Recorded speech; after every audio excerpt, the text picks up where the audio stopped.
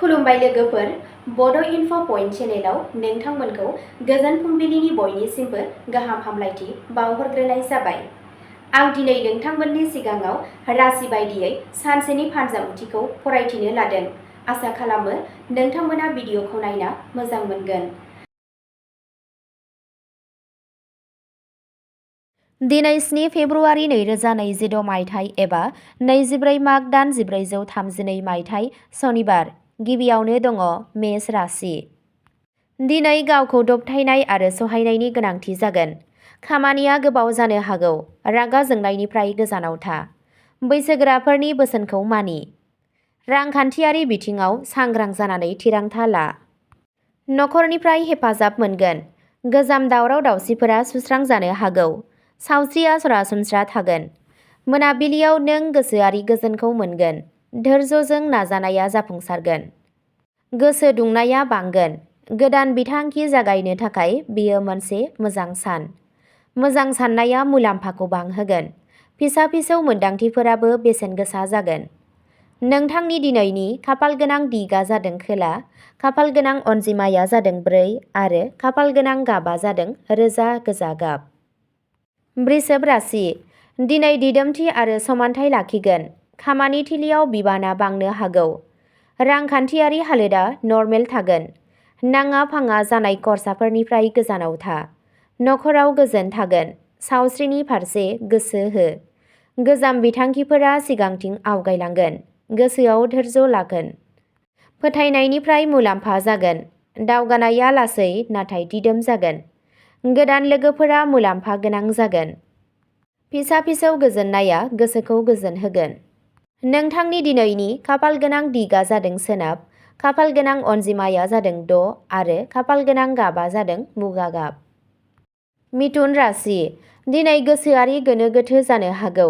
थिरांथा लानाय समाव गोख्रै दाखालाम। खामानिनि नारसिननाया थागोन। नोंथाङा लोगोफोरनिफ्राय हेफाजाब मोनगोन। मोनसे गुसुं दावबायनाया जाथावना। रायज्लायनायाव दबथायनाय बाहाय। लिरनाय आरो फरायनाया मुलाम्फा जागोन। मोनाबिलियाव थासारिया मोजां जागोन। नोंथाङा गोदान खारिथि मोनगोन। साना धैर्यजों बारलांगोन। सोरजिलु सानस्रिनिफ्राय खाबु मोनगोन।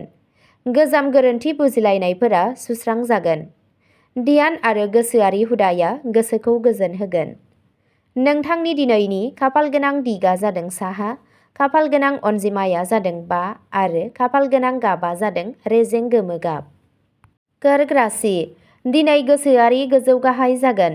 नखरनि बाथ्राफोराव गोसो होनायनि गोनांथि दं। खामानि थिलियाव संयम लाखि।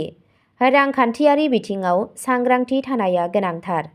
नोंथाङा नोंथांनि बिमानिफ्राय बोर मोनगोन। गोसोआ एसे उसुखुथु जानो हागौ। ध्यान आरो आरज गाबनाया हेफाजाब होगोन। मोनाबिलियाव गोजोननाय मोनगोन। गोजाम सोमोन्दोफोरा जौगागोन। फिसा-फिसौ जाफुंसारनाया गोजोननाय लाबोगोन। धैर्य आरो संयम लाखिनाया नखराव समानथि लाबोगोन। नोंथांनि दिनैनि खाफालगोनां दिगा जादों सा-सानजा, खाफालगोनां अनजिमाया जादों 2 आरो खाफालगोनां गाबा जादों रुपा गाब। सिंह राशि। रागाखौ दबथायनाया गोनांथार। खामानियाव हेंथा जानो हागौ। बैसोगोराफोरजों गोसो गोरोबलायैनिफ्राय गोजानाव था। धैर्यजों थासारिफोरा साबसिन जागोन। नोंथाङा नखरनि हेफाजाब मोनगोन। रांखान्थियारि हालोदा दिदोम थागोन। मोनाबिलियाव थासारिया मोजांसिन जागोन। नोंथाङा मोन्दांथिनिफ्राय सोलोंगोन। मोनसे गोदान बिबाना मुलाम्फा लाबोनो हागौ। साना जाफुंसारनाय जागोन। नोंथांनि दिनैनि खाफालगोनां दिगा जादों खोला-सानजा, खाफालगोनां अनजिमाया जादों 1 आरो खाफालगोनां गाबा जादों मै गाब। कन्या राशि। दिनै आरोबाव गोबां नाजानायनि गोनांथि जागोन। खामानि थिलियाव बिबानफोरा बांगोन। गावनि सावस्रिनि सायाव नोजोर हो। धैर्यजों खामानि माव। रांखान्थियारि हालोदा नर्मेल थागोन। नोंथाङा लोगोफोरनिफ्राय हेफाजाब मोनगोन। साना जोंब्लावनाय जागोन। नोंथाङा मोनसे फिसा जाफुंसारनाय मोनगोन। आब्रुथि लाखिनाया मुलाम्फा जागोन। मोनसे गोदान बिथांखि दानो हागौ। गोजाम गोरोन्थि बुजिलायनायफोरा सुस्रांजागोन। नोंथांनि दिनैनि खाफालगोनां दिगा जादों खोला, खाफालगोनां अनजिमाया जादों 7 आरो खाफालगोनां गाबा जादों रेजें गोथां गाब। तुला राशि। दिनै समानथि लाखिनाया गोनांथार। सोमोन्दोआव गोरोन्थि बुजिलायनायनिफ्राय गोजानाव था। बाहागोदारियाव सांग्रां जा। रांखान्थियारि थिरांथाफोरखौ दोनथ'नाया साबसिन। आरिमुजों सोमोन्दो थानाय सुबुंफोरा मोजाङै मावगोन। गोसोआ एसे दिदोमथि गैयै मोनदांनो हागौ। मोनाबिलि समाव थासारिया मोजां जागोन।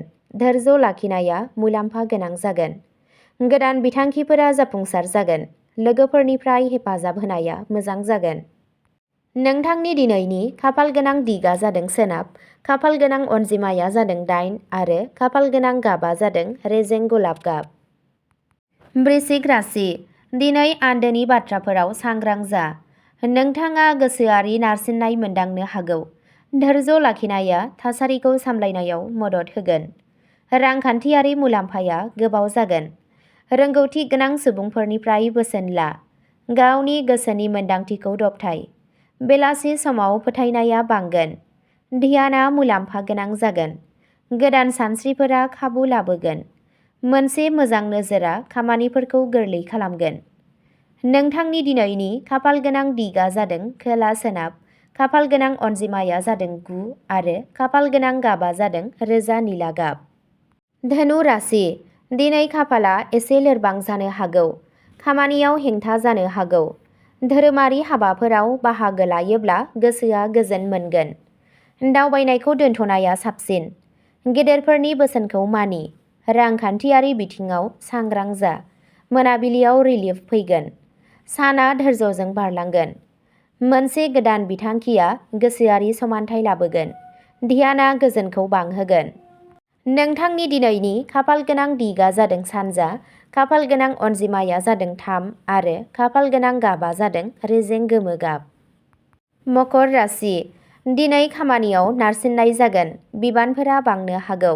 आब्रुथिजों खामानि माव। रांखान्थियारि थासारिया दिदोम थागोन। नोंथाङा नखरनि हेफाजाब मोनगोन। सावस्रिया सरासनस्रा जागोन। दावगानाया लासै जागोन। मोनाबिलियाव गोजोननाय मोनगोन। लासै लासै गोदान खाबुफोरा नुजागोन। नखरनि बाथ्राफोराव बुजिलायनाया बांगोन। नोंथांनि दिनैनि खाफालगोनां दिगा जादों सोनाब, खाफालगोनां अनजिमाया जादों 10 आरो खाफालगोनां गाबा जादों सिलर गाब। कुम्भ राशि। दिनै नोंथाङा मेलेमारि मेंनाय मोनदांनो हागौ। नोंनि खामानियाव गोसो होनाया खम जागोन। नोंथाङा लोगोफोरनिफ्राय हेफाजाब मोनगोन। टेकनिकेल खामानिफोराव सांग्रां जा। रांखान्थियारि बिथिङाव धैर्य लाखि। मोनाबिलियाव नोंनि गोसोआ गोरलै जागोन। गोदान गोदान सानस्रिफोरा नोंथांनिसिम फैगोन। ध्यानआ मुलाम्फा गोनां जागोन। मोजां साननाया मुलाम्फा लाबोगोन। सोरजिलु खामानिफोराव जाफुंसार जानो हागौ। नोंथांनि दिनैनि खाफालगोनां दिगा जादों साहा, खाफालगोनां अनजिमाया जादों 11 आरो खाफालगोनां गाबा जादों लहा गाब। मीन राशि। दिनै गोसोआरि समानथाया गोनांथार। खामानियाव धैर्य लाखि। नोंथाङा नोंथांनि नखरनिफ्राय हेफाजाब मोनगोन। रांखान्थियारि थासारिया सरासनस्रा थागोन। गावनि सावस्रिनि सायाव नोजोर हो। बेलासि समाव मोजां साननाया सोलिगोन। नोंथांनि गोसोआ सिरि थागोन। गोदान बिथांखि आरो सानस्रिफोरा मुलाम्फा जागोन। ध्यान आरो गोसोआरि हुदाया गोसोआरि गोजोनखौ बांहोगोन। नोंथांनि दिनैनि खाफालगोनां दिगा जादों सा सानजा, खाफालगोनां अनजिमाया जादों 12 आरो खाफालगोनां गाबा जादों लैथो निला गाब। अब्ला दिनैनि फानजामुथि एबा राशि फरायथिनाया एसेनोसै। गोजोन्थों।